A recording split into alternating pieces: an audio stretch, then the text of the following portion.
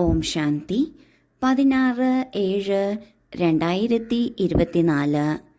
ഇന്നത്തെ മുരളിയുടെ main points.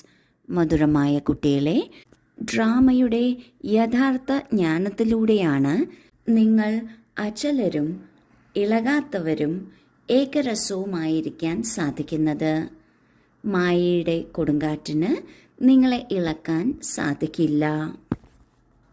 നമ്മുടെ മനസ്സിൻ്റെ സ്ഥിതിയെ അചലവും ഇളകാത്തതും ഏകരസവുമാക്കി വെക്കുന്നതിനുള്ള മാർഗമാണ് ബാബ ഇന്ന് പറഞ്ഞു തരുന്നത്.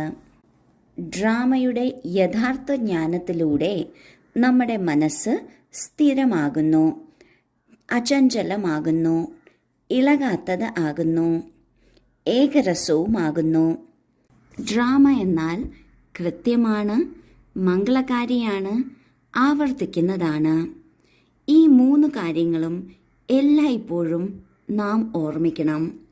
ഈ നാടകത്തിൽ എന്ത് സംഭവിക്കുന്നുവോ അങ്ങനെയെല്ലാം സംഭവിക്കാനുള്ളതാണ്. അതുകൊണ്ടാണ് സംഭവിക്കുന്നത്. എല്ലാം കൃത്യമാണ്. ഒന്നിനും ഒരിടത്തും ഒരു കുറവും വരുന്നില്ല. രണ്ടാമത്തേത്, ഈ നാടകം മംഗളകാരിയാണ്. നമ്മൾ ബ്രാഹ്മണ കുട്ടികൾക്ക് ബാബ പറഞ്ഞു തന്നിട്ടുണ്ട്, ഈ ഡ്രാമയിൽ നമ്മൾ കുട്ടികൾക്കായി അമംഗളകാരിയായി ഒന്നും തന്നെയില്ല. കാരണം ഈ നാടകത്തിൻ്റെ സംവിധായകൻ, മുഖ്യ ആക്ടർ, രചയിതാവ് നമ്മുടെ അച്ഛനാണ്. അതിനാൽ ഈ നാടകത്തിൽ നമ്മൾക്ക് മോശമായി ഒന്നും തന്നെ സംഭവിക്കുന്നില്ല. മൂന്നാമത്തെ കാര്യം, നാം എന്ത് ചെയ്യുന്നുവോ എന്ത് സംഭവിക്കുന്നുവോ അവയെല്ലാം ആവർത്തിക്കാൻ പോവുകയാണ് 5000 വർഷങ്ങൾക്ക് ശേഷം. ഏതെങ്കിലും കർമ്മം നാം ശരിയായി ചെയ്തില്ല എങ്കിൽ, അതിനു പിന്നെ പശ്ചാത്തപിക്കേണ്ടി വരുന്നു എങ്കിൽ, അത്തരം കർമ്മം ചെയ്യുന്നതിന് മുൻപ് തന്നെ നാം ശ്രദ്ധിക്കണം. കാരണം ഇത് ആവർത്തിക്കാൻ പോകുന്ന ഡ്രാമയാണ്.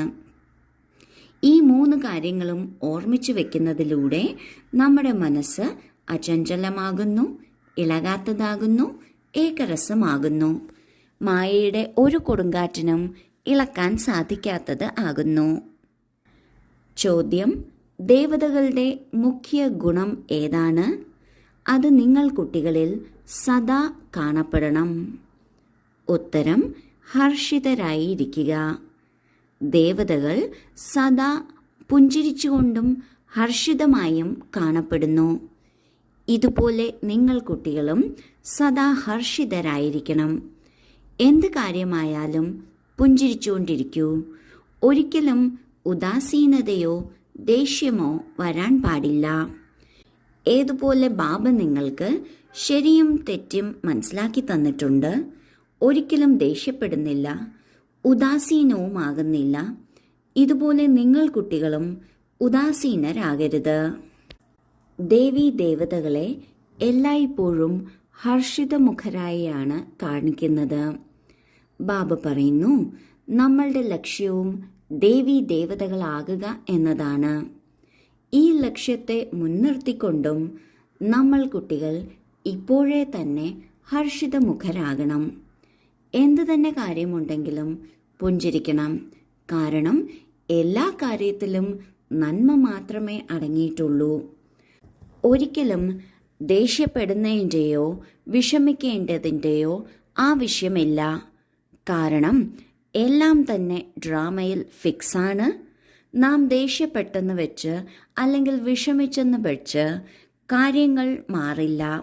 നമ്മുടെ മനസ്സിൻ്റെ സ്ഥിതി താഴോട്ടാകുക മാത്രമേ ഉള്ളൂ. അതിനാൽ ബാബ പറയുന്നു, സദാ ഹർഷിതമായി ഇരിക്കണം. ഏതുപോലെ ഏറ്റവും മികച്ച ഉദാഹരണമായി ബാബ സ്വന്തം കാര്യമാണ് പറയുന്നത്. ബാബ നമ്മൾ കുട്ടികൾക്ക് ശരിയേതാണ് തെറ്റേതാണ് എന്ന് മനസ്സിലാക്കി തന്നിട്ടുണ്ട്. എന്നാൽ ബാബ എപ്പോഴെങ്കിലും ദേഷ്യപ്പെട്ടിട്ടുണ്ടോ? എപ്പോഴെങ്കിലും കുട്ടികൾ ഞാൻ പറയുന്നത് കേൾക്കുന്നില്ല എന്ന് പറഞ്ഞ് ഉദാസീനമായിട്ടുണ്ടോ?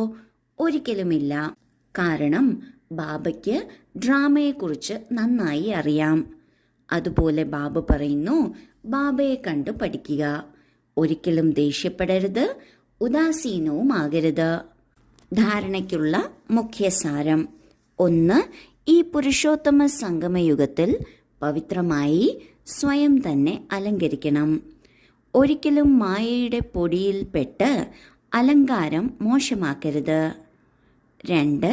ഈ ഡ്രാമയെ യഥാർത്ഥ രീതിയിൽ അറിഞ്ഞ് തൻ്റെ അവസ്ഥ അചലവും ഇളകാത്തതും ഏകരസവും ആക്കണം. ഒരിക്കലും വിഷമിച്ചു പോകരുത്, സദാ ഹർഷിതമായി ഇരിക്കണം. ആദ്യത്തെ പോയിന്റിൽ ബാബ പറയുന്നു, ഈ സംഗമയുഗത്തിൻ്റെ അലങ്കാരമാണ് പവിത്രത. ഈ പവിത്രത ജീവിതത്തിൽ കൊണ്ടുവന്ന് സ്വയം തന്നെ അലങ്കരിക്കണം. എന്നാൽ മായയുടെ പൊടിയിൽപ്പെട്ട് ഒരിക്കലും ഈ അലങ്കാരത്തെ നശിപ്പിച്ച് കളയരുത്, മോശമാക്കരുത്. രണ്ടാമത്തെ പോയിന്റിൽ ബാബ പറയുന്നു, ഈ ഡ്രാമയെ യഥാർത്ഥ രീതിയിൽ മനസ്സിലാക്കുകയാണെങ്കിൽ നമ്മുടെ മനസ്സ് സ്ഥിരമായിരിക്കും, ഒരു കാര്യത്തിലും ആശയക്കുഴപ്പത്തിൽ വരില്ല, സദാ ഹർഷിതമായി ഇരിക്കും. വരദാനം: ചിന്തിച്ച് മനസ്സിലാക്കി ഓരോ കർമ്മവും ചെയ്യുന്ന പശ്ചാത്താപത്തിൽ നിന്ന് മുക്തരായ ജ്ഞാനീതു ആത്മാവായി ഭവിക്കട്ടെ. ലോകത്തിലും പറയുന്നുണ്ട്, ആദ്യം ചിന്തിക്കൂ, പിന്നെ ചെയ്യൂ. ആരാണോ ചിന്തിക്കാതെ ചെയ്യുന്നത്, ചെയ്തിട്ട് പിന്നെ ചിന്തിക്കുന്നത്, അതിൻ്റെ രൂപം പശ്ചാത്താപത്തിൻ്റേതാകുന്നു. പിന്നാലെ ചിന്തിക്കുക, ഇത് പശ്ചാത്താപത്തിൻ്റെ രൂപമാണ്. ആദ്യം ചിന്തിക്കുക, ഇത് ജ്ഞാനീതു ആത്മാവിൻ്റെ ഗുണമാണ്. ദ്വാപര കലിയുഗത്തിൽ അനേക പ്രകാരത്തിലുള്ള പശ്ചാത്താപം തന്നെ ചെയ്തു വന്നതാണ്. എന്നാൽ ഇപ്പോൾ സംഗമത്തിൽ ചിന്തിച്ച് മനസ്സിലാക്കി സങ്കല്പവും കർമ്മവും ചെയ്യൂ. അപ്പോൾ ഒരിക്കലും മനസ്സിൽ പോലും ഒരു സെക്കൻഡ് പോലും പശ്ചാത്താപം ഉണ്ടാകില്ല.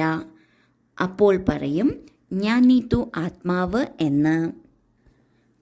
ഓരോ കർമ്മം ചെയ്യുന്നതിനു മുൻപും ഓരോ സങ്കല്പം രചിക്കുന്നതിനു മുൻപും ഈ സങ്കല്പം രചിച്ചാൽ, ഈ കർമ്മം ചെയ്താൽ ഇതെങ്ങനെയാണ് ഞാൻ ചെയ്യേണ്ടത്, ഇതിൻ്റെ ഫലം എന്തായിരിക്കും, ഇത് ശ്രീമത്ത് അനുസരിച്ചുള്ളതാണോ എന്നത് നന്നായി ചിന്തിച്ച് പിന്നെയാണ് ചെയ്യേണ്ടത്.